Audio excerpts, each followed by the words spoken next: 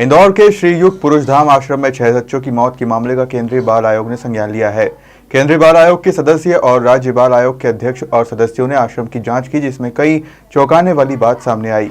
आश्रम में 60 बच्चों की अनुमति थी, लेकिन ज्यादा बच्चे आश्रम में रखे जा रहे थे। राष्ट्रीय बाल आयोग सदस्य डॉक्टर दिव्या गुप्ता ने बताया कि 3 साल में कितने बच्चे आए और कितने बच्चों की मौत हुई है, इसकी जानकारी ली गई है। पूरे रजिस्टर्स सारे के सारे चेक करके आई हूँ। सारे रजिस्टर्स मैंने देखे हैं। सोडियम वेलप्रोएट नाम की जो दवाई है जो मिर्गी के बच्चों को दी जाती है, क्योंकि डॉक्टर हूँ इसलिए पता है, तो इसलिए वो जो दवाई है वो सारी दवाई का मैंने सारे डोजेज भी देखे हैं, वो बराबर दिए जा रहे थे। वो रजिस्टर है मेरे पास, उस रजिस्टर को भी मैंने कॉन्फिस्केट करा है और वो भी रजिस्टर हम लेके जा रहे हैं। और आपकी जानकारी एक और बता दूं कि हार्ड डिस्क भी हमने कॉन्फिस्केट कर रही है, हार्ड डिस्क भी हम लेकर जा रहे हैं। तो जितनी सारी डिटेल यहाँ पे जो भी कुछ होगी वो सब हमारे पास है। मेरे पास हाँ, टोटल बीमार हुए मेरे पास जो अभी रिपोर्ट आई हैं वो स्टूल और पानी दोनों की लैब रिपोर्ट आ गई है। तो उसमें कॉलरा का मिल गया है प्रमाण, कुछ में मिला है, कुछ में नहीं। पानी की गंदगी डेफिनेटली है। आरओ काम नहीं कर रहा था शायद, ऐसा मुझे कहा गया है, लेकिन अब तो वो आरओ वहाँ पे है नहीं, तो उसकी जानकारी नहीं ले पाएंगे। लेकिन हमारे पास पानी की जानकारी, जो ओवरहेड टैंक से पानी आ रहा था उसका हमने सैंपल जो लिया था उसकी जानकारी है, और जो बच्चों का स्टूल सैंपल था उसकी भी जानकारी है। तो दोनों की डिटेल रिपोर्ट है हमारे पास। पोस्टमार्टम रिपोर्ट में जो भी कुछ उनके पास प्रमाण थे वो NFL को जा रहे हैं। विसरा जिसको हम बोलते हैं, वो NFL के पास जा रहा है। उसकी रिपोर्ट 1 हफ्ते के बाद आएगी।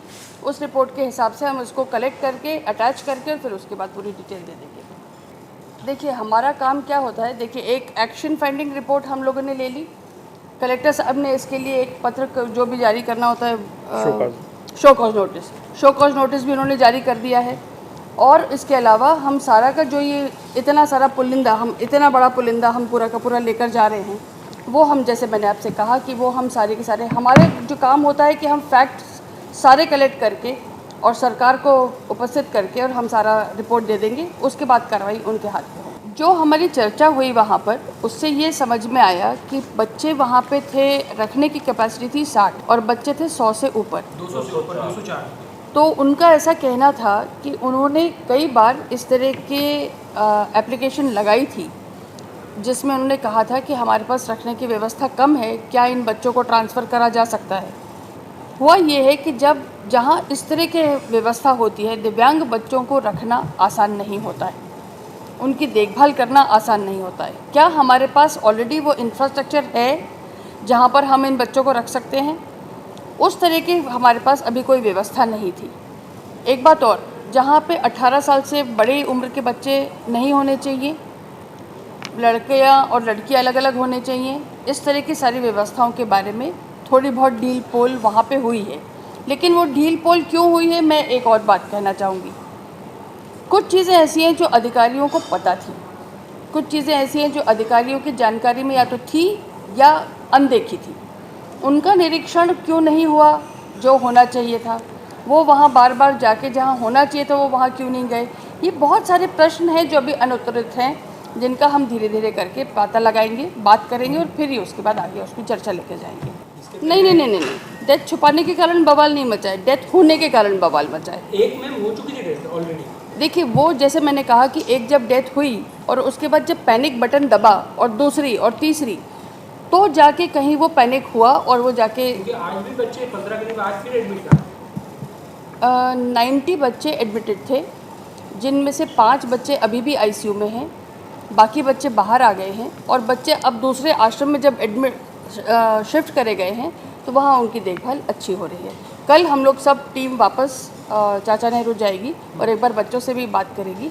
हमने कुछ बच्चों के पेरेंट्स से भी बात करने के लिए चर्चा करी है, ताकि उनसे भी हम बात करके लेके जाएंगे। तो तहकीकात पूरी तरह से होगी, क्रॉस सेक्शनल तहकीकात होगी, आधी अधूरी बात कहीं नहीं होने वाली। आप लोगों से आज चर्चा करने का कारण ये था कि आज जब हम पूरी टीम यहाँ पर मौजूद है और हमने पूरा आश्रम भी विज़िट करा है, तो हम आपके समक्ष ये बात रख सकें कि कहीं कोई बात दबी छुपी नहीं है। और शो कॉज नोटिस जब जारी हो चुका है तो सारा अब आश्रम पूरी तरह से एक बार साफ़ सुथरा क्लीन हो गया है। मैं फिर भी एक बात कहना चाहूँगी, दिव्यांग बच्चों की देखभाल करना बिल्कुल आसान नहीं होता है। बिल्कुल आसान नहीं होता है। उंगली उठाना बहुत आसान होता है।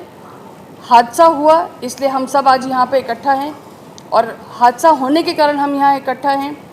माननीय स्वामी परमानंद जी की कोई विरोध इसलिए कुछ नहीं है क्योंकि उनकी और सबकी बहुत अच्छी एक नियत होने के बावजूद कि दिव्यांग बच्चों की देखभाल समाज को करनी चाहिए, और समाज यदि आके इन बच्चों की देखभाल करेगा तो ये बच्चे कहाँ जाएंगे। तो हमें कहीं ना कहीं कि बस उसके बीच में अधिकारी और उनका बार बार निरीक्षण होना ये बहुत आवश्यक है, जो कहीं मुझे लगता है कि बहुत बड़ी ढील का एक विषय रहा। तो अभी तक जो हमारे पास डेटा है, उस डेटा में मेरे पास 3 ऐसी डेथ्स का डेटा आया है जिसमें जानकारी नहीं है, या उनके पास डेथ हुई है लेकिन उन्होंने उनको रिपोर्ट नहीं करा है। जी नहीं, इसी महीने नहीं हुई है, 2022 से 23 और 24 के बीच दरमियान है, तो एक लंबा अंतराल है उसके बीच में।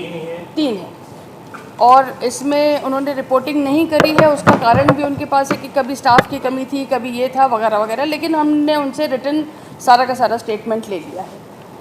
एक स्पेशली एक था कि जैसे धार का कोई एक बच्चे की डेथ हुई है, वो धार कलेक्टर की अनुशंसा से बच्चा यहाँ एडमिट हुआ था, और धार कलेक्टर को इन्फॉर्म कर दिया गया कि वो बच्चे की डेथ हो गई है। अब उसमें CWC को इन्फॉर्म नहीं करा गया क्योंकि धार कलेक्टर को इन्फॉर्म कर दिया गया। तो टेक्निकली बात सही भी है, लेकिन उसके ऊपर वो रिपोर्टिंग नहीं हुई है, तो अनरिपोर्टेड डेथ में गया वो।